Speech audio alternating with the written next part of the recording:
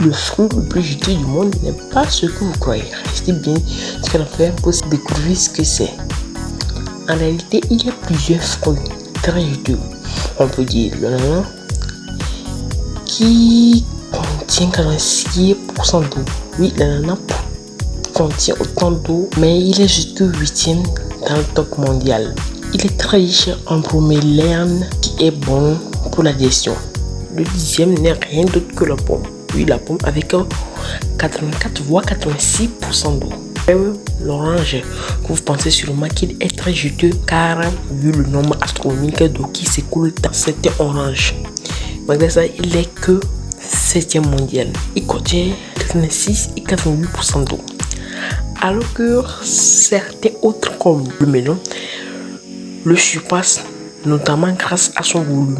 Vous savez, les melons sont gros. Ou aussi le pamplemousse qui fait jusqu'à 90% d'eau et la fraise plus de 91% d'eau. Mais ils sont tous surpassés par la pastèque. Oui, vous avez bien entendu, la pastèque. Elle surpasse toutes, un par un. Étonnant, non? Cela fait que la pastèque est le fruit le plus juteux du monde. Son teneur en eau est dû tout simplement au fait que comme la pastèque est un fruit qui ne contient pas beaucoup de chair ni de pulpe comme le pamplemousse ou l'orange. C'est pour cela qu'on peut dire que l'eau a pris la majeure partie du fruit. Sa peau n'est pas tellement épaisse. Cela est expliqué par des faits tout à fait naturels. En effet, la pastèque pousse dans les régions chaudes et sèches.